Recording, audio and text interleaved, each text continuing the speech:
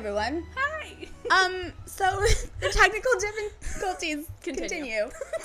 But we're here. I think we might need to cleanse our podcast. I think we do. We need to stage it. Oh, we need to something. Throw beer at it? Will that work? That's what I do.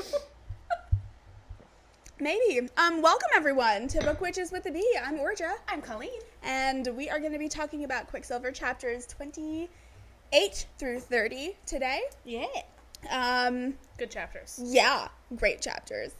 And we've decided we really like that that chapter recap website that we had last time, because they actually are concise with their recap. Yeah, and we can talk more. Yeah. Instead of just recapping.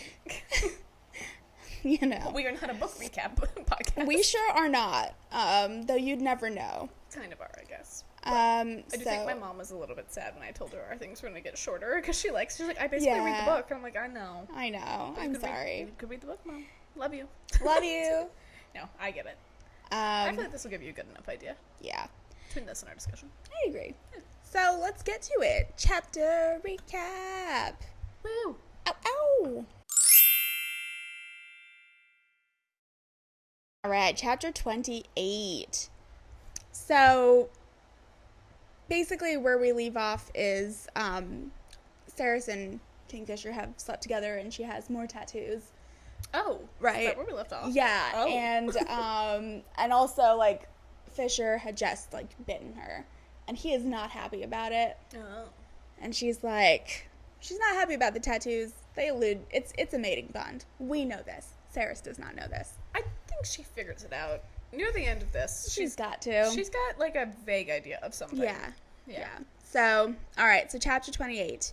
Later that day, frustrated with more failed experiments, Ceres smashes bottles of ineffective ingredients. She explains to Carrion that Quicksilver is laughing at her. He suggests she simply ask the Quicksilver to become a relic, as that is how she describes shifting it between its liquid and solid states. Ceres agrees to try, though she is annoyed at the possibility of Carrion being the one to solve the puzzle. I would be too. When she approaches the fragments of Danya's sword, Ceres hears the Quicksilver speak more clearly than it ever has before. She communicates telepathically with the Quicksilver, which refers to itself in the first person plural. It agrees to be reformed into a sword in exchange for a song, but refuses to imbue the blade with magic until it has tested the worthiness by, quote, tasting the blood of the one who would carry it. Casual. The metal shards come out of the stone. Ceres gathers them and asks Lorith, a former singer, for a song. Chapter 29. Ceres feels the Quicksilver observing her as she reforges Danya's sword, though the substance is cooperative. While she works, Carrion and Lorith playfully snipe over a knife-throwing bet, which Carrion loses. I don't know if playfully is the word I would use for how Carrion has reacted. Honestly, my favorite scene in this whole section. So funny. Can't wait to talk about it. It's so good. It's so funny. This is the part where he solidified to me how much I adore him. Yes. Honestly, same. Honestly, yeah. This is so funny. Ceres works through the night, tempering the blade. Lorith carves a wolf's head to make into a casting mold. Fisher telepathically tells Ceres to rest, but she refuses to stop until her task is finished. She nearly collapses in exhaustion, but she is pleased with her efforts, which have produced a beautiful blade. Lorith cuts his finger when he touches the sharp blade. An aurora shines in the sky for the first time in a millennium, which Fisher considers a blessing. Lorith sings a tribute to Kingfisher, which makes Fisher uncomfortable, though he doesn't interrupt. The sword accepts the song, but decrees itself Lorith's sword, not Danya's. Lorith cannot remember the song he just sang. The Quicksilver whispers that the song now belongs to it alone. Ceres only remembers it because she is an alchemist. She worries what other bargains she will have to make with the Quicksilver to make the relics. Lorith names his blade Avicieth. As soon as he does so, it shines with bright and magical light called Angel's Breath. Chapter 30. The camp is excited and curious about the appearance of Angel's Breath. Fisher gives Ceres a bath. That's a very succinct way to put what happens. Yeah. It's a very, non-sexually intimate moment. Yes, it is. Yep. Yeah. She finds the tender touch intimate. They fall asleep together, and Ceres is determined to enjoy the moment despite their uncertain future. She marvels at how her life has changed. She has gone from being an impoverished pickpocket to someone who can forge magical swords. She mentally reaches out to the Anarath Moor chanting of the Quicksilver. Ceres asks the Quicksilver to leave Fisher, but it claims it cannot. They have been bonded into a weapon after Fisher allowed the Quicksilver to bind itself to him in exchange for his life when he went into the pool without a relic centuries prior. Fisher overhears part of this telepathically and confirms that the Quicksilver is an inextricable part of him. Ren bursts in. The feeder horde has returned to the riverbank. Ceres insists on joining them, relieved when Fisher allows her to instead of using the oath magic to compel her away. She promises to follow his commands during the battle. She is emotional when Fisher gives her Solace, his father's sword, the sword Ceres initially pulled from the pool. It's a big moment. And that is very brief overview of what happens. It really is. In this section. Covered all the major points, though. It did. Yeah. It did. Good job, Site. Incredible. We love you. You're saving us so much time. My gosh. Okay, so let's go into section superlatives? Yeah. Yeah, we're there. You ready? Yes. Drama queen. Drama queen in section. Carrion. He's a drama queen in the way that I love. Yes. Like, because I like a drama queen, right? I love people. Well, okay. How about this? He is a passionate person that gets a little over the top sometimes. Yes. Which I think is different than, like, mean girl drama queen. I think so, too. He's not that. Yeah. No, I agree. So they're, like, throwing the nut. Basically, Ceres comes out to, like, ask Lorith to help make the mold for the wolf's head. Yeah. And she just sees him, like, flicking his knife into the tree and then, like, magically pulling it back to himself. And Carrion is, like, very upset cooking. And we find out, and Carrion's like, he's a cheater.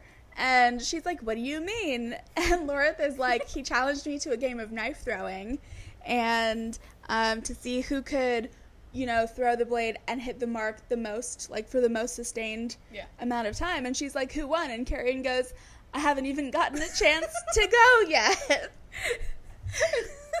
He's counting the amount of times. It's like over 200 times. Yeah. And I think he gets to, like, 218. Yeah, and he's like, he's like, I'm cooking for you already. Stop it. Like, stop it.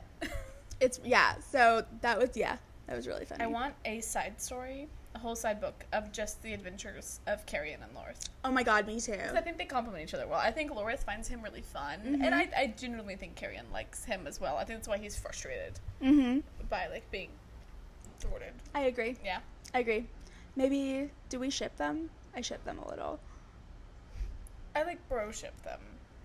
Yeah. They could be romantic, but I could be, but it's very, like... I get very platonic, like... They're very much in a relationship. They're traveling circus... Or, like, cadre.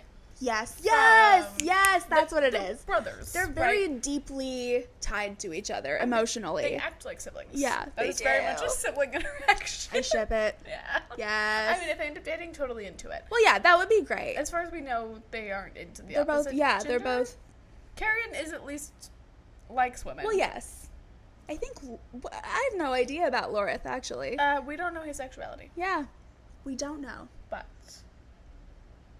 yep. I also really adore Lorith. Lorith is like a so tie much. but Carrion's just so funny. Yes. He's so funny. Yeah. And smart. He is. He's very smart. I adore him. Anyway, but yeah, he is drama later. queen. Very drama much. queen of the section. Craziest thing to happen. She forged a sword. I know. Yeah. It was really impressive. And so I don't know if you ever got into watching, like, the Forged in Fire, like, knife making shows, but if you ever did, she made a Damascus blade, which is what the book is describing as that like swirly braid. So yeah. Oh, blade. yes. So you like layer it over and over, and you get this, like, you've seen it in if you I would grew up around hunting knives and things, but if you've ever seen, like, the knives that have that, like the swirls, yeah, she basically, like, hammers out the shape of the sword and then folds it in on itself and, like, and so each of those layers create, well, so also if you're someone who bakes, it's like you're making a puff pastry, but with metal. And each time you do that, it's like bonding it tighter and tighter and makes it stronger, so it's considered one of the strongest blades. Yes. So impressive. Oh yeah, she killed it. So cool. For someone who never really made a sword. Yeah. Runner-up to craziest thing to happen, Carrion being like, why don't you just ask the Quicksilver? Oh my gosh, yeah, him just the most logical answer. Yeah. He's just, like, looking at her like, Just like, why haven't you thought of this? and she's like, God damn it. Yeah, because period. she's like, it's just so easy. Yeah. She's like, it's too easy. And he's like, right, so why not try it? and he's like, but you already know how, you've already talked to it. Right. If it's a physical thing, like, I get why Carrion doesn't have the power. Yes. I do think they would have figured things out Oh, significantly so much quicker sooner. if So much he had sooner. it. Yeah, I agree. Yeah, great. Yeah, Carrion being like, hey, why don't you just ask? Just ask. Just, yeah. I think he's a very direct person. Like, I think you can tell that in the way, like, he's a jokester, but but when it comes to, like, business, Yeah. Well, he's a direct man. he He's a is. businessman. He is. I mean, he wouldn't be Legitimately. the most notorious smuggler in Silverin. I think the way that, like, Saris views him is a little bit unfair. I agree. Which is how we're seeing him. Yes, I agree. Yeah. Yeah, she just hates him. She doesn't hate him. She just, he is also kind of like a sibling to her. Oh, yeah, but they slept together. I know. Yeah. Yeah. He's like that one guy that you're friends with that you slept with once. Yeah. And you're like, never again. Yeah. But you're a good friend. Right, and but he'll I'm never let annoyed you let it by down. you. Yeah. Yeah. Mm-hmm. It's that guy. We Yeah. all know that guy. I mean, like, It's a literally universal anyone experience. who's friends with Damon but has slept with him once, that is, Damon is Carrion to them. Pretty much everyone in that series. Everyone in that I series. guess outside of Bonnie. Outside of Bonnie. Him and, like, Caroline's Yeah, relationship. yep. Yeah. Caroline is like, I don't hate you, but I kind of hate you. I mean, I would hate him a little bit. Well, yeah. Well, Caroline is the bigger person. It's true. I would not be. Yeah. I know myself. Okay, shall we do, let's see, I guess it's time for Colleen's Corner. My corner. Colleen's Corner.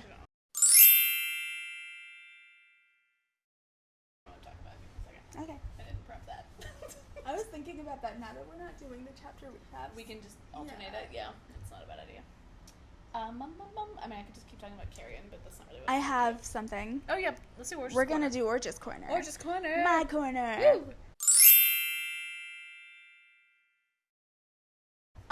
Okay. Bringing it back to the bargains. Oh, I also have a theory that we can get to in deep dive. Yay! But- Okay, so if you remember way back when Saris first unwittingly made a blood oath that would control her life with Kingfisher, and the introduction of bargains with Faye came about, right? Very fair. We talked about bargains and how they go. We talked about how just she, like, didn't know what was happening the first time and it went horribly wrong for her. The second time she thought she knew what she was doing. So the first time resulted in the blood oath. The second time resulted in her promising to stay until she made thousands of relics. You know. Girl, yeah. She's trying. Yeah, she's trying. The third bargain she made was with the Quicksilver. Oh. She made a bargain with the Quicksilver. If it comes out of the wall and allows Saris to reforge the blade and imbue it with magic, then it gets to decide whether it, the wielder of the sword is worthy of magic, and it requests a song, right? So the idea of this is really interesting to me, right? Because when it requests a song, Lorith sings this, like, beautiful ballad. It's poetic. I imagine his voice is apparently really beautiful. Yeah. No one remembers, not just Lorith, no one remembers it happening. It took the song. Yeah, it took the song. What's it going to do with the song?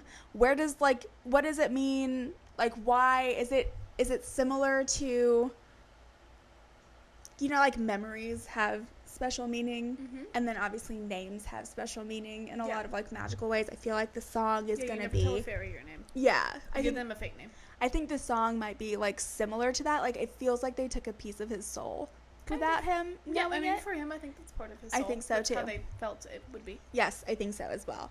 And then now she's realizing she's going to have to make thousands of bargains.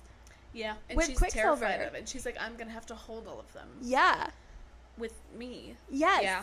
Not only because, so she knew what she was doing this time. She knew that she had to be specific. She was honestly very clever about it. And yet she thought she was making a sword for Danya. But the Quicksilver was like, no. I tested Lorith's blood and I found him worthy. I am going to be wielded by Lorith. I don't know if they would have found Danya worthy, to be honest. I don't think so. Yeah. Well, we all know how I feel about her. I agree. So I think Danya has some growing to do. yeah, I think so as well. Shh. Hey. Some serious podcasting going on here.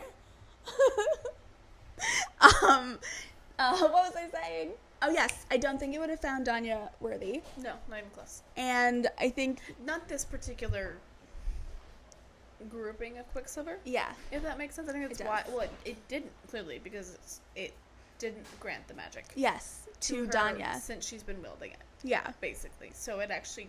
We know it didn't find her worthy. Yeah. To be honest. Yeah. So I do think that I do think like Ceres is leveling up each time she makes a bargain. She gets a little bit better with it. Well, she has a better understanding of what she's doing. And I do think that she's very happy with the way this turned out. Like, she keeps saying, like, the sword looks right in Loret's hand. He totally deserves it. Oh, yeah. He's my man. We love him. I have a tie between him and Carrion for my favorite. I like Carrion for his, like, I like people that are a little bit lighthearted. Me Loret's too. Can be, but I think Carrion has more of that, like, yes, lighthearted, fun energy to I him. agree. So yeah, bargains. I cannot wait to see how this goes. If you will remember, I had predicted that the third bargain would be like a bargain gone wrong, but she knows. Oh, yeah. That was not the case. Which is good for her. Yes, Bless good for her. But I do have a feeling that the potential for a bargain gone wrong, with Malcolm being the mysterious villain that he is, and with all of the relics that she has to make with the Quicksilver, and we find out that Carrion essentially made a bargain with the Quicksilver to save his life. But then it not Carrion, Kingfisher. I was like, when did Carrion talk Sorry, to the not Quicksilver? Carrion. Carrion's just sitting there like, what is everyone talking about? Because the Quicksilver's talking to everyone. Literally everyone else but him. It's talking to Loreth at this point, right? Which Loreth is like... Yeah, like, oh my god. This is new. And Carrion's just like... Carrion's like, what is happening? Left out of everything. Sorry, no. So Kingfisher made a bargain with the Quicksilver to save his life. And I find it really interesting that the wording specifically within this bargain is that they binded to the most powerful weapon. Yeah. Well, because he is. He is a weapon. Like, it's very clear he is. Yeah. Which I'm curious if, like, his powers are tied to the Quicksilver. I wonder if they, gave him. Yes. Mm-hmm. Or if it's like he already possessed them. Because, like, Loreth has it and doesn't have Quicksilver. Mm-hmm. And or if it's, like, his personality is a weapon. Like, he himself was... Yeah. Like the ferociousness of a weapon kind of thing. I don't know. Or is it like a prophecy? And that's what I think. I think it's a little bit of a prophecy. But yeah, so now Ceres has all of this knowledge about bargains, and I think she's going to go into bargaining with the relics. She's going to go into bargaining for Kingfisher's life, I think, as well. And yeah, I'm really excited to see how it happens. The book released, like, I know you can tell, but it's like picking up. It is picking up. Like, the last half of this book, I think that's why I was so confused when we started the first half, because it's two different books. It does feel like two different books, but for me, it's not in the same way that, like, Sarah J. Maas, like, ACOTAR is two different books. No, she took you on the journey really well. She did. Yeah. Like, it makes sense that Ceres goes from being in Zelvarin to where she is now. You see her, it takes, this book is long. Yeah. Like, we're kind of plowing through it because it's 3 chapters, but there's a lot of, like, there's, like, so much meat to it. It's a meaty book. Yeah. It's a thick boy. It's actually, if I had to chuck a book at somebody, it's a great choice. Yes. It's a thick book. So. Kingfisher would gladly harm them for you. Oh, easily. Yeah, because he's on the cover. He would get it. Mm-hmm. I like Kingfisher. You know, interestingly, this is one of the few, like, I like Kingfisher a lot, but he's not my favorite male. In the book. At all. Yeah. Like, I like him. I actually really like him now. Before we get to that, bargains. That's my corner. Sorry, yeah. We wrap it up. Bargains. That's all I had to say. Ooh. Ow, ow! Yeah. Careful what you bargain for. Yeah, if you're bargaining with the Fae, be careful. Yeah, or, like, honestly, like, at all. In general, yeah. Any bargains you make ever with anyone, just be careful. Get it in writing. Yeah.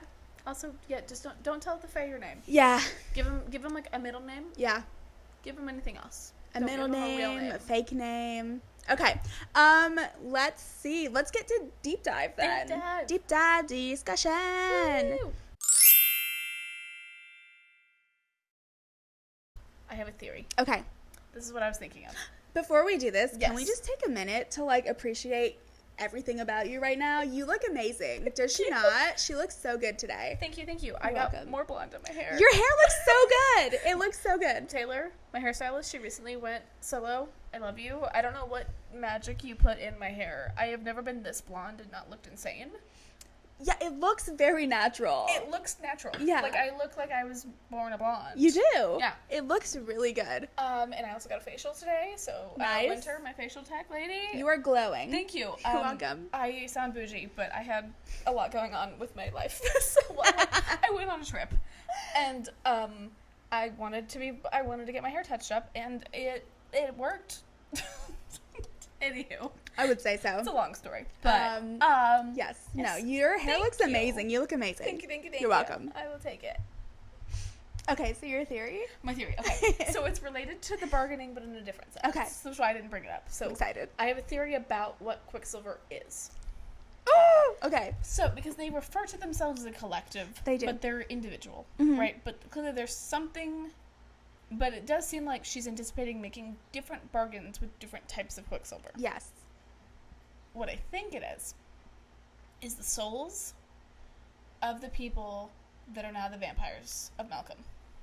I love that. Because they would be kind of that, they're kind of a conglomerate mm-hmm. portion, right? Clearly they go somewhere. Mm-hmm. This is going to get a little bit religiously That's a fine. thing. I don't know a whole lot about it, but I know Catholics believe in like a purgatory, mm-hmm. where you stay until your soul can be, mm-hmm. decided one way or the That's other. where ghosts come from.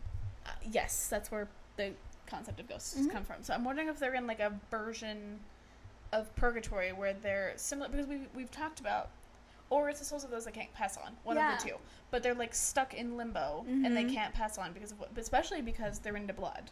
Yes. So they're like some sort of fey being. Yeah. Right? And everyone that is of Malcolm's horde mm-hmm. was a fey of some sort. So I'm thinking it's like a large group of trapped souls that have kind of, like, I think at this point they are their own thing. Mm-hmm. Like I don't think they think they're of no themselves longer as trapped fey. because they're so they're so old at this point. Because we don't really know when the Quicksilver, like, we know alchemists have been around for a long time, but it could have been anyone that was affected by the blood curse, killed by the blood curse, like any of that. It could be like even human souls maybe that are up there. Can I add to this theory? Please do. So, remember when I told you that I had the theory of Madra might be some sort of mm-hmm. zombie vampire, like I guess? Something similar to Malcolm. Similar to Malcolm. Everyone thinks she's human. Everyone says she's human, but there's something there. Yeah. Right? Obviously.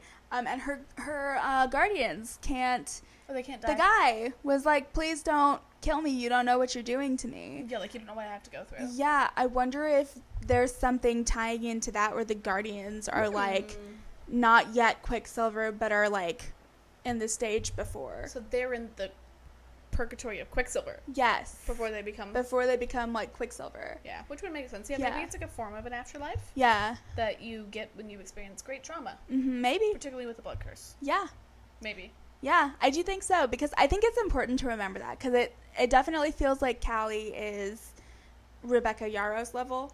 Yes, it's a larger... Yeah, there's, like, so much going on here, which Rebecca Yarrow's... We love you. We love you.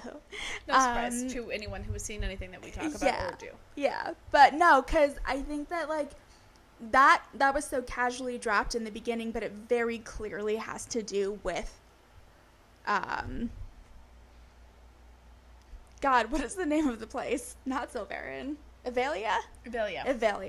I had a brain fart. It's connected to that world. Yeah. The only other option it could be is there are other worlds. That's true, there are. So it could be something along... But, like, they just seem so individualized. Mm-hmm. Like, each Quicksilver doesn't behave that, like...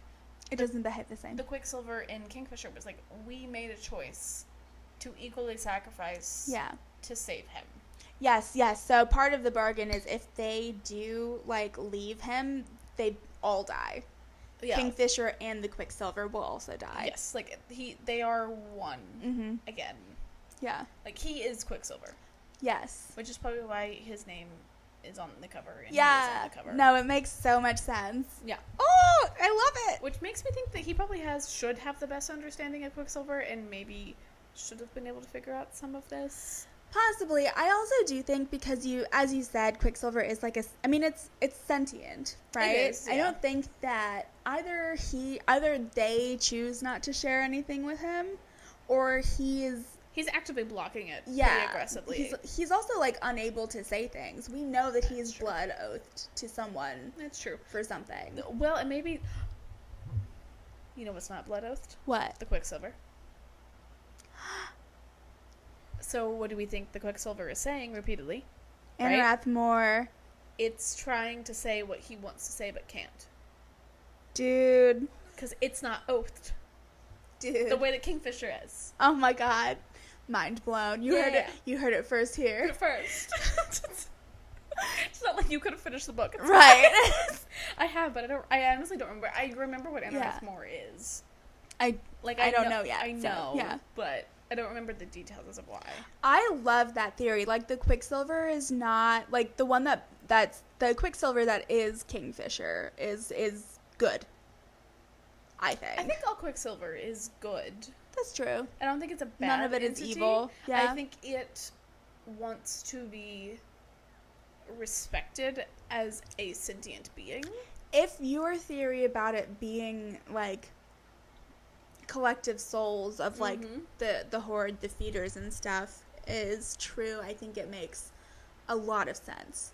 I think the way that it behaves, they do seem a little childlike in a way, but it's intelligent. But there is that, like, tricksy fae element that has that childlike element to it a little bit that I think comes through more in the Quicksilver. But, like, it makes bargains. It wants blood. Like, it has all the hallmarks of some sort of fae entity. It does. I love this theory so much. Thank you. This is so good. This is the only time I will have a good theory. It's the only time in this whole podcast I've ever had a decent theory about anything. I don't read for theories. I read to, like, just move along. But this one dawned on me today, because I love it. we don't actually figure out what Quicksilver is in this book, I don't think, so we won't know. Exciting. So. That's exciting. Yeah. Speaking of, like, the second half of this book, I looked, and there's only, like, 42 chapters. Yes. So we've only got 4 more episodes. I do think they're longer. If not, they feel long. Okay. If that makes sense. Yeah. Honestly, not having to write the chapter recap really helps. It does. I put the book on 1.7. Yeah. And just go. Yeah. Especially with all of our technical difficulties. We've been struggling between technical difficulties, and we've both had trips. Yeah. And just like so much. Crazy job change for me. Job changes. Yeah. Yeah. It's been a crazy, like, 4 weeks. 3 weeks. Yeah. Couple of weeks. Yeah. Yeah. You know, Jeannie allegedly broke my computer. Allegedly. I still think that it was Joel. But that's okay. I feel like it might have been a combo. It was probably a combo. Yeah. She is a little crazy. She has energy. Yeah. Jeannie did so well with Colleen today. She did much better than the last few times. I do tend to get animals excited because I have, one, I love animals and I think they can sense it. But I also have a dog and a cat. Yeah. So I smell insane. You do. Yeah. And you know what? Jeannie does not love cats, I will say. Yeah. No, I definitely hugged my cat before. So it's all good. He's a little sick. Oh, poor Cedric. He has that, like, FIV thing that cats get, and so if he feels a little down, his eye starts, like, gunking up, and, like... Oh, poor thing. He's a little bit of a sad boy. Although he did find his way into my bedroom last night and scare the crap out of me, because he's not really allowed in my room. That's funny. And not that I mind, but he just, like, won't leave me alone. Yeah. So he doesn't sleep with me, he sleeps with other people in my household. But he got into my room, and I was, like, half awake, half asleep, I was watching a YouTube video, and I just feel him crawling. I have, like, a butterfly pillow, and so with the way that is, it kind of pulls my pillowcase really taut, so when he was crawling across it, I, like, felt my pillowcase move.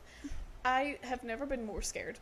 That's fair. Because it felt like someone was just pulling my pillow out from under my head. It was Cedric. And I look up, and I go, Ced boy? We call him Ced boy. He just stops and looks at me.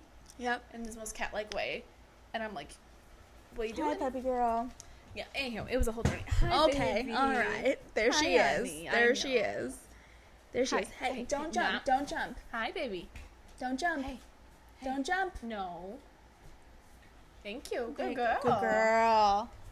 Good girl. See? Like, okay, improvement. I'm bored now. Improvement. Look at that. But yes, animal side quest there. But we haven't heard from Onyx in a while. We haven't heard about We Onyx haven't this whole heard section. about Onyx this whole I'm section. thinking he's in Kalish. I think so too. Yeah, because we've kind of been zoinked out of Kalish, which is fair. Hi, sweet girl. Look at this. I'll hold this for you. Here you go. Yeah, okay, that's my theory. That's my big theory. I love that. Thank you. Do we think that Onyx can hear the Quicksilver?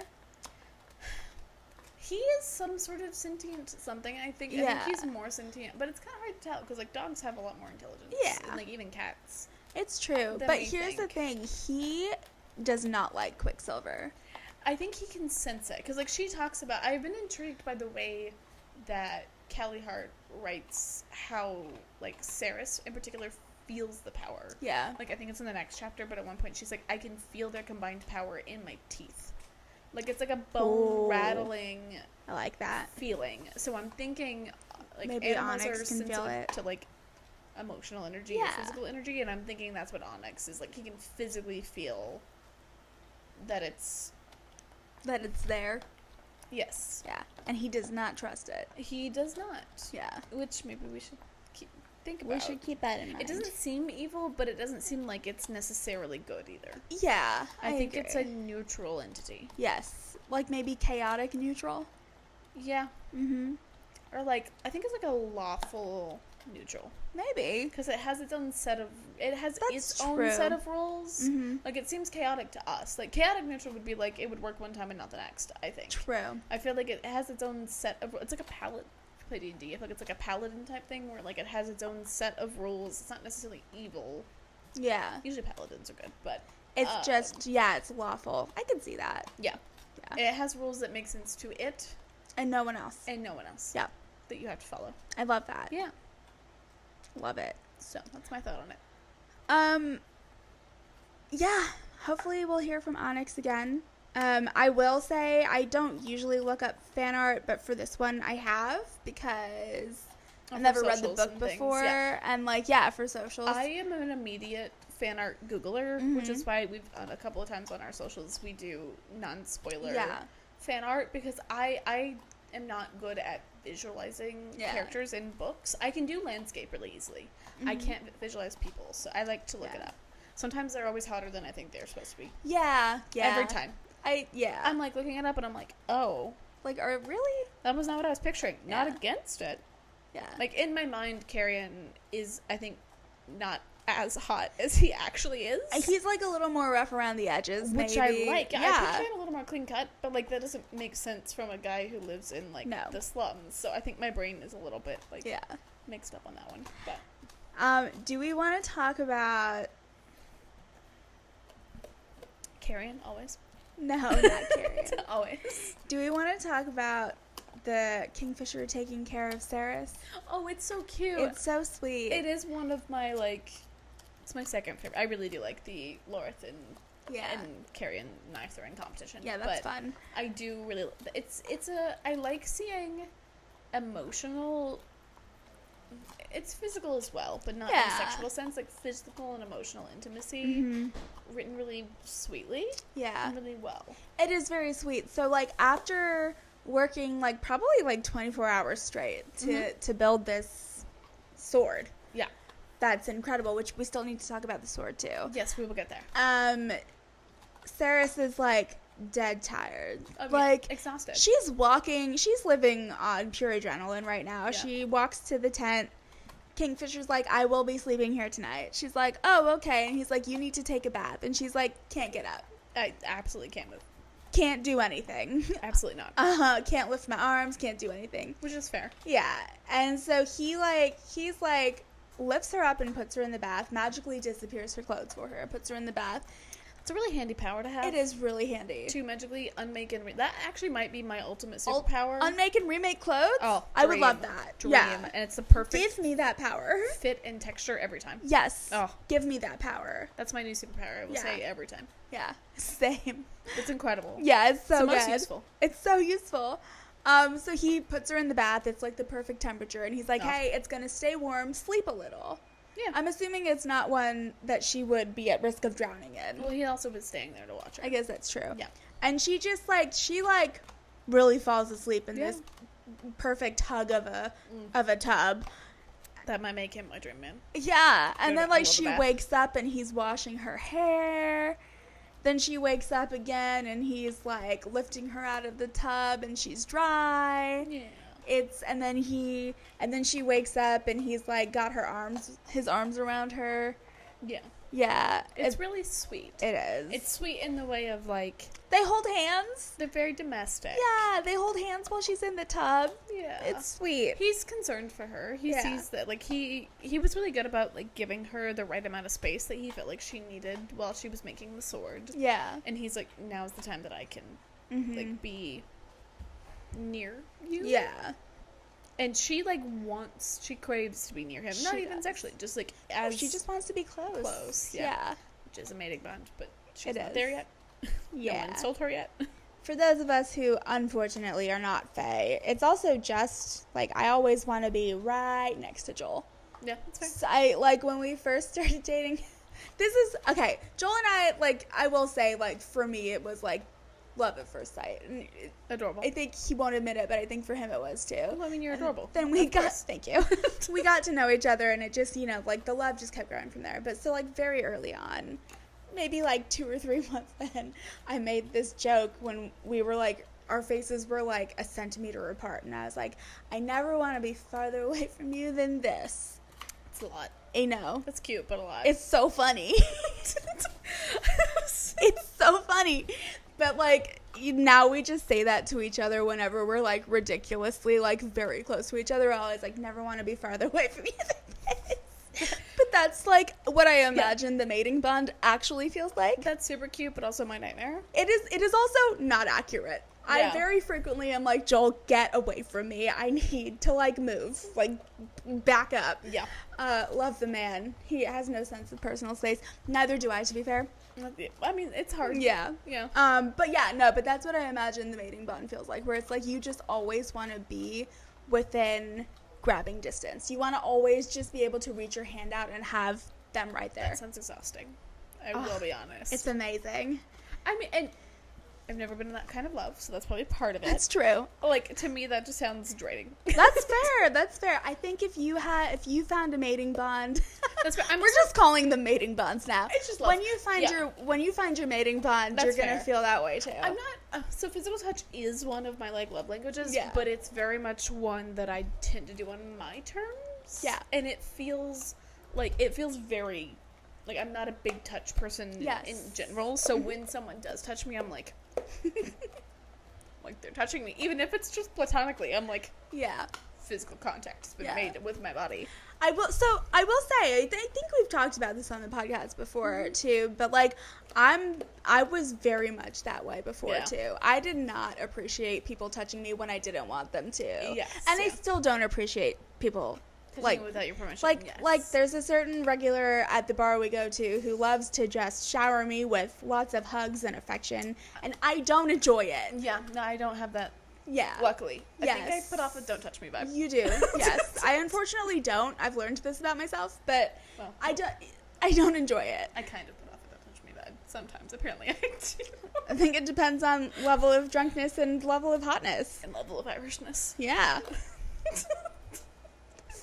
Honestly, fair. So fair. But I think with the right person and when you find the person, it's not gonna be draining or exhausting. I'm very touchy with my partners. Yeah. And I am. Like, when the people are like, what is happening? Like, not like in a creepy way, but they're just like, you don't like touch. Yeah, and you're like, no, but this is nice though. Yeah, I'm like, this touch fine. Yeah. That touch bad. Mm-hmm. Not that hard. Yeah. And they're like, eh. Yeah.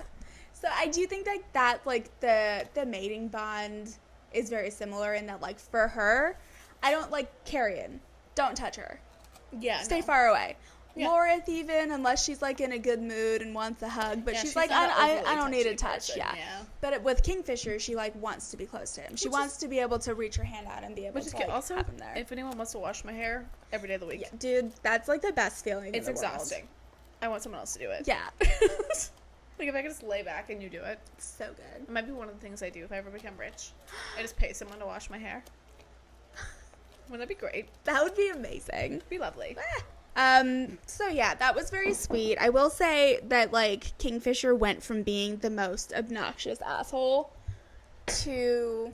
Do you see why I was trying really hard to defend him in the beginning? I do see it now. I knew, like, in the beginning he does suck, but I'm like... He's the worst in the beginning. I'm like, I promise he gets better, and you're like, he'll never get better. I'm like, but he does. That's why I wanted to bring up the Damon parallels, because that's exactly how I felt about Damon in the beginning. Fair. I was like, I will never love Damon. Never. And you kept telling me, that's why I was like, you have to, that's the same parallel. You're like, no, you'll love him. He'll be your favorite. And I'm like, no, he'll never be. And I'm like, you're right, he is. Yeah, no, I completely take it back. Like, this version of Kingfisher, when he's not, like, I do think, like, I get it. I think that he just, like, busted out of exile. He's really disgruntled, very upset. I think he was in some sort of prison somewhere, right? Like, against his will. I think a little feral from it all. Yes, and had to be, and was, like, trying to, like, this is Kingfisher. And I think that's what Renfist was trying to tell her. Yeah. It's like, this isn't him. He's got a lot going on. Yeah. Like, I think so as well. You need to give him some grace. And she's like, I will never. And he's like, I'm begging you. Yeah. Because, like, Ren's known for a long time that they've been mates. And I think Kingfisher sensed that immediately as well. Mm-hmm. And did the Reese thing. And was like, no. Yeah. Peace. No.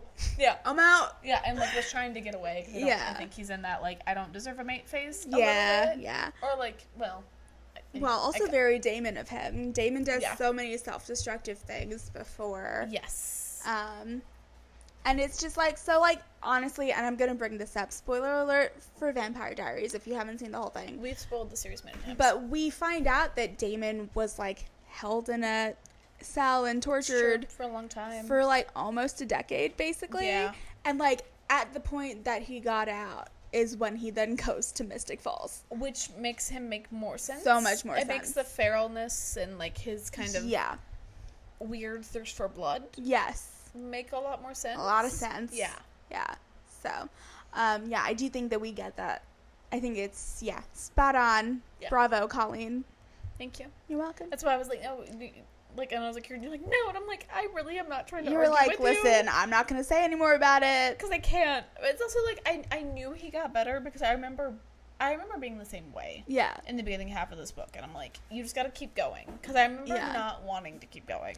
Oh, I mean, I didn't not want to keep going. Yeah. The world is so interesting to me. I knew I was going to be really interested in it. But I am glad that he has turned into such a character that you're just like, oh, Kingfisher. He has a lot of moral codes that I like. He's so he goes from Damon to Elijah. Yes, he does. And that's why we love him. Elijah is, if you've seen anything on this podcast, Elijah. Yeah, we're Elijah girlies. Oh. Klaus is fine. I don't love him. I want Elijah. Yeah. Elijah's my type. Yeah. He really is. He is very much your type. Yes. I don't know if we've talked about this on the podcast, but I don't have a type. I don't really either. Yeah. But I have a type personality-wise. I don't have a type physically-wise. That is what it is. Yep. Yes. Yep. I have a personality. I went on a road trip. Although you do kind of have a type physically. Chest hair and mustaches. Yeah, no, that's true. Big boys. Tall. No, they don't have to be tall. They can be short. It's fine. Actually, I don't like guys that are too tall. Oh, really? Yeah, no, if they're, like, over 6 foot, I get weird. Oh, well, yeah, that's, I mean, you look like their child at that point. Yeah, no, it's too much. As long as they're, like, my height or taller and, like, 6 foot's the max for me. Mm-hmm. I am the opposite of most women. Like, honestly, the most men I've gone on dates with have been around 5'8". Love it. Joel's 5'9". Yeah, I'm like, I don't need if they're too tall, I just, like, I don't want that. No. It's too much. My dad is also 6'2". I think there's something to do with that as well. My dad's He's a very tall man. But, yeah, no, I do, the height, I have a few exceptions. One of them you know of. Mm-hmm. But in general, most of the men I have liked have been, I will state, most of them have been kind of smaller, hairy with mustaches. Yes. But across the, like, race board. I enjoy being able to wear heels and be the same height as whoever I'm walking around with. I would like to be able to dance with my partner in a normal way. Yeah. No, I like wearing heels and being the same height as Joel. It makes it, I feel powerful. No, I understand that. Yeah. I'm like, yeah. Every time I put on heels, I'm like almost the same height as one of my really tall friends, and I'm like, I'm so tall, and he's a little startled by it. Mm-hmm. I just like to tell women, if you want to knock some tall men down a peg, and I do this frequently, tell them they're too tall, they don't know what to do with it. Yes. Because they're used to women being like, oh my gosh, you're so tall, and I'm like, you're too tall. Too tall. And they go, what? And I'm like, no, you're too tall for me. And they're like, what do you mean? And I was like, no, you're over 5'8". And they look at me like I'm insane. I love that so much. They're like, what do you mean? And I'm like, 5'9's fine. 5'10 maybe. 5'11, I don't know. 5'11's pretty tall. You get into 6 foot, and I'm like, no, you're like 2 windy inches. To put this into perspective from my experience with people who are 6 feet tall, one of my best friends. Very tall, yeah. A woman. She is legitimately exactly 6 feet tall. Yeah, no, she's stunning. She's so tall. She's so beautiful. She's incredible. Liz, I love you. But when we walk around together, I literally take twice the amount of steps that she does. Yeah. You don't want to date that. No, I don't. My one tall friend that I'm around very frequently, I have yelled at him. Yeah. You know what? It's Brendan. Brendan, you know who you are. Brendan, I have yelled at you multiple times. Actually, literally this past weekend when we went to Chicago, where I was like, you're walking too fast. Because it was me and another woman, and she was wearing, like, hard boots, and you can hear the amount of steps she was taking versus theirs, and they were like, I feel like I'm walking so slow. And I'm like, we have short legs. Yeah, listen. Slow down. Liz, you can keep walking at your pace. You deserve to. I don't mind walking twice the amount of steps as you when we're walking around, you know? But if you're a man, cut it out. Slow down. Hang out with us. Pretend like you actually want to be our friend. Exactly. Please. Exactly. Brendan. Look at you. Were never going to see this, but I'm looking at you. I know we're going to tell him to specifically watch this clip. He's going to crack up at my long... Because he's mainly the one that I keep telling him he's too tall. I cannot wait. He doesn't know what to do with it. I've done this to him multiple times, and every time he just goes, duh. He doesn't know how to handle Yeah, Brendan, stop being so tall. I think he's trying to be nice, but... This is what he's doing. Because he wants to... I think it's his... Nope, I'm not going to say that. I think it's what it is. But I've done it to other tall men, and it's really funny. Well, yeah, it's hilarious. Yeah, I don't like men that are too tall. It's just a thing. That's fair. Yeah. But yeah, yes. But the mustaches and the hairy men. I do appreciate the thick thighs. No. Those are, chef's kiss. Like, I like a dude. Mm-hmm. Like, how do I put this in a way that doesn't sound weird? I make jokes about liking big boys, which I do. But, like, but not in, like, a muscular way. I get it. In, like, a built way. Yeah. Like, they just got, like, a good frame. They're, like, stocky. I like them short and stocky. Yeah. Yes, with... They are very powerful. A lot of hair and a mustache. Yeah. I do feel like... I'm not a huge fan of mustaches, I'll be honest. I am. Full beard, even. That's fine. I could go with full beard. I think I'm just describing Mario. It's a me, Mamma Mia. It's a me. That is all you Mario looking men out there. Just every right Italian here. man, apparently. It is. Italian man, hit me up. It's fine. Irishman, hit me up. Yeah, please. A lot of you have nice hair and a mustache. Yeah. And I'm into that. Yeah. And honestly, a little mullet, I'm okay with. It can't be too mullety. Like a modern mullet.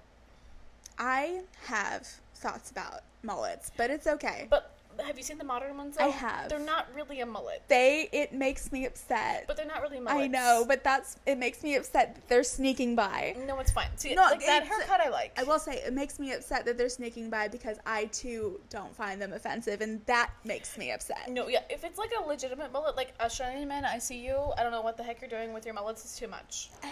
It's too much. I need the British version of a mullet, which is like the modern mullet I really like. Yeah. I'm not Anyways, shall we talk about the sword? Sword! What is it called again? Eviscereth? Eviscereth? Eviscereth? Eviscereth? I listened to it very quickly, so I don't remember. I don't remember what Lorith names it. I just don't remember what it means. It was like song. Something song. Which I liked, because he's very much like a... Yeah. I like that he is good at everything. Literally, Carrion goes, can he be good at... Eviscereth.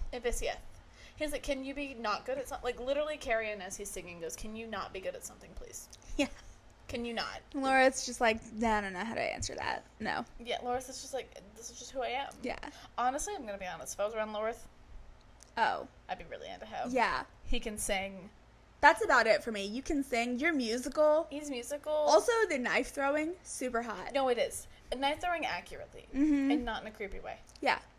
No, just like real casual. Yeah, like he's just like, bloop. Yeah.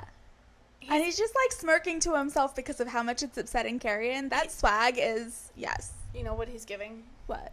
Will Turner from Pirates of the Caribbean, who is probably my favorite character of all time. Yes. When it comes to male fictional characters. Yeah. Will Turner, if you ever become a real person, I know you have Hit her up. I know you have Elizabeth Swann. But you are basically Elizabeth Swann right now. Look at you. I was told that I looked a lot like Keira Knightley growing up. You do. And not as much now, but like when I was younger, that was the best compliment I was ever given. This is a slight tangent, but we were watching the 2005 version of Pride and Prejudice in my English class, and a guy that I had a crush on at the time, I think he knew it, judging by this comment, but he turns around and he goes, "Oh, you kind of look like her," and it was Elizabeth Bennet. Yep. Played by Keira Knightley in that movie, and I was like, that is the highest of compliments. I was like, you can't give me a high.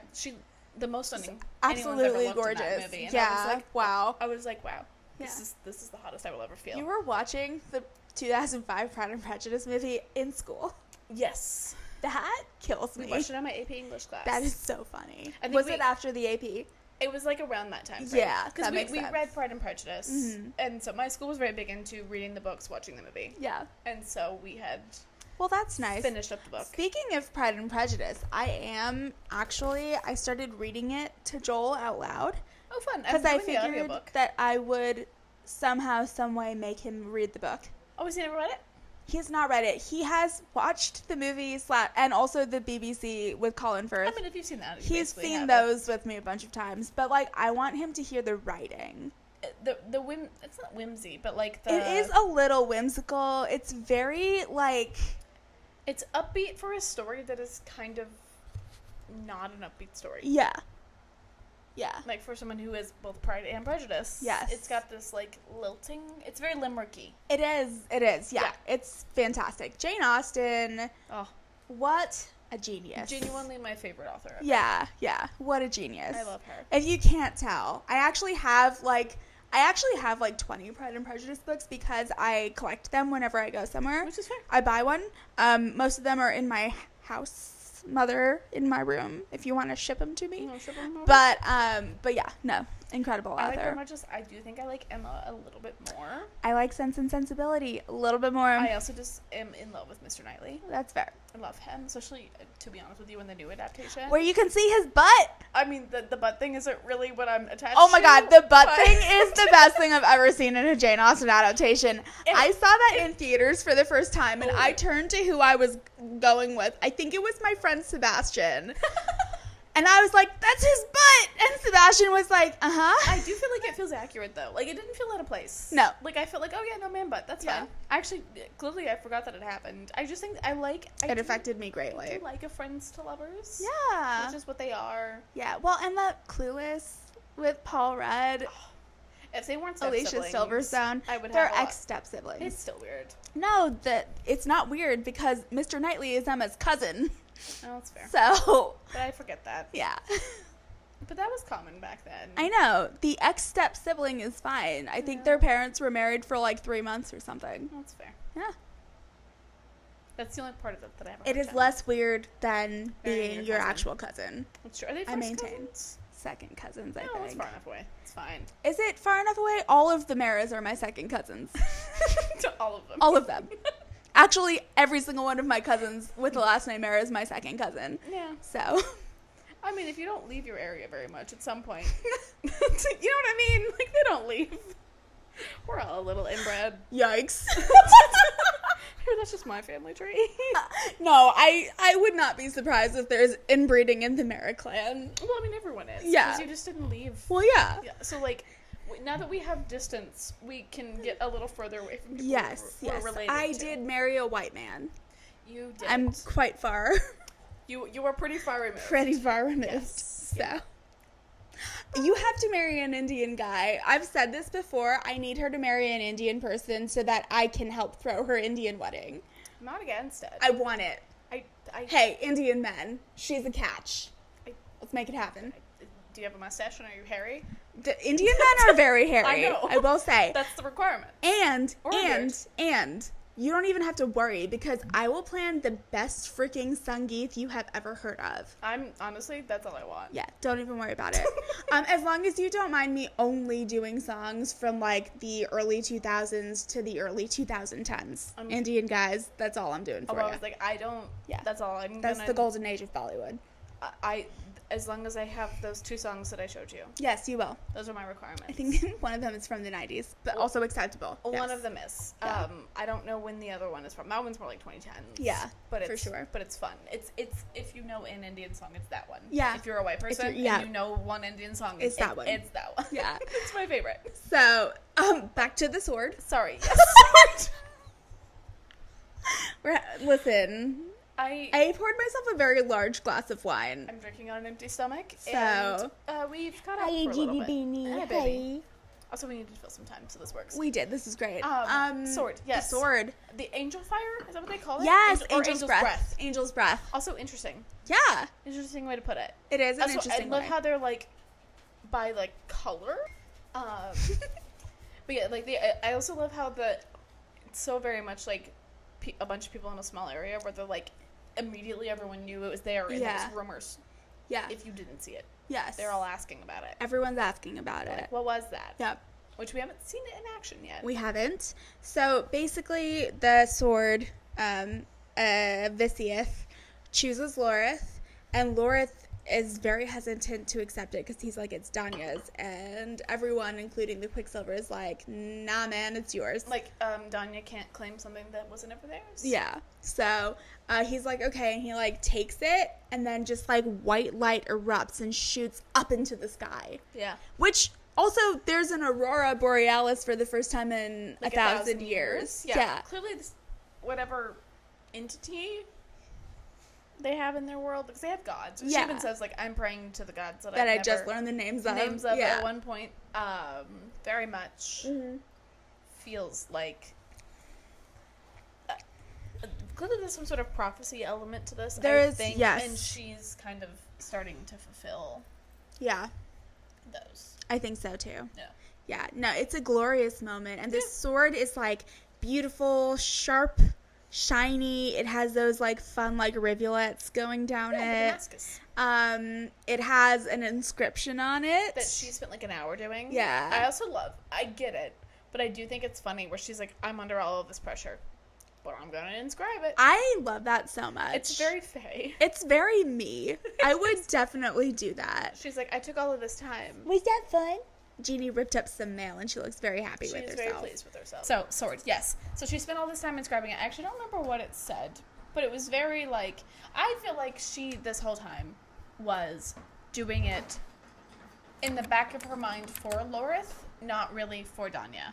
I agree. Yeah, Orsha agrees, if you didn't hear her. I think, like, she had him carve the pommel.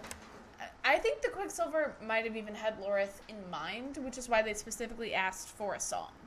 Because I mean, it's been traveling with Danya this whole time. It's been around Lorith for the last, like, 400 years. Because, like, Kingfisher, when it comes to him, is like, well, Danya's had it for the last 400 years and you've not had one. I think it's your turn. Your time to have one for a while. So I think that the Quicksilver very much had Lorith in mind, and I think it was kind of guiding. Like, I almost feel like Sarah almost had this, like, out-of-body, like, larger-than-human experience with herself, where she, like, was, like, possessed, but in a good way by the Quicksilver. That, like, propelled her to make Lorith's... Because, like, if the sword was in balance for Lorith, it wouldn't have been for Danya. Correct. I hardcore agree. Yeah. Yeah, the Quicksilver and Saris both were like... I don't think Saris did it, like, it was subconscious, yeah. She honestly really mostly wanted to reconnect it, so Danya wouldn't be pissed with her. Yes. Yeah. Which, fair. Yeah. No, she's a formidable enemy regardless. Yeah. Like, even if I maybe don't always agree with her motivations, I do respect her. Yeah. For her formidability. She is, she's a great warrior. Mm-hmm. But yeah, no, I think she is formidable. I think she's been carrying the sword around. And, you can pet her, it's fine. Yeah, baby. Oh. Cats are so I cute. love dogs. I love cats. And so I see a cat and I'm just like... Yeah. And they're like, oh. Dude, if I saw Onyx, I too would be like, "Hi, friend." Yeah, no. But he would want to be our friend. He would. Yeah. He would get that we would be friends. Yeah, he would be so down to hang out with us. Absolutely. I don't really have much else to talk about for this episode. I talked about Carrie and talked about the sword. Talked about their connection. Yeah. I think we got it. I think so too. We did it. Jeannie, come here. Yay. Jeannie, come. Jeannie Beanie. Hey. Come here. All right. Yeah, so this was good. Yes. We hopefully will have our technical difficulties sorted out by the next time. It'll be fine. Honestly, this was fine. This was okay. I think we can, well, we'll see with editing how it goes. That's true. But I think that this was good. This looks good. We'll be back on track with like socials and stuff too. Yeah. We have a lot of fun things coming up. We do. Yeah. We have a plan. It's in here. That's the plan book. We planned. It's my free Vogue book. We're going to start reading some classics. This got cut out of the last episode. Oh yeah, because it stopped. Because her phone died. We're going to start reading some classics and reacting to them. Yes. We do have a live Taylor Swift album reaction coming up. Which I'm excited. So excited. Life of a showgirl. Cannot wait. We're excited. Yes. I feel like we are the perfect people to do this. We are. Because So I am a Taylor Swift fan in the, like, casual sense, or is less so? I am less so. I am also, though, like, I think I can, like, legitimately say that in terms of, like, fandom, I'm not. You're on the casual end. Yeah. Yeah, we are very excited about Taylor Swift. We also got tickets to see her movie. I won that ticket war. Thank you. Got on the app and I did that. Yeah. So yeah, we're going to be seeing that. I guess it's like a music video and then behind the scenes. Yeah, kind of. And then a lot of lyric videos. A lot of lyric videos, which I'm excited about. Me too. I think it'll be really fun. Yeah. So, yeah. And then I think we're finally going to potentially maybe schedule some of our location shoots and shoots stuff for that we've been teasing you about for actually months now. We've done a couple of them. We have. It's true. We were on a streak. We've just been busy. We have been. We've been busy. And we're going to work on getting you another duology with an author, too. Yes, we have a couple of authors in mind. We do. We want to reach out to. We do. So. Yeah. If you know an author who is up and coming and wants to talk to us about their book. Or is already coming. Yeah. I mean, likely it's an up-and-coming author if they're going to want to talk to us. If they want to talk to us with our limited audience. But we could have a secret famous fan. We could have, and if you are, we would love to talk to you. Yes, we would love to. You never know. Yeah, you never know. Like, come join us. We love to talk to people. We like interviewing. Actually, that was one of the most fun that I've ever had while doing the podcast. Yes. I really enjoyed it more than I thought. We love you. I was very nervous, but we had a good time. Yes, it was fun. So yeah, we will see you next time. Bye. Bye.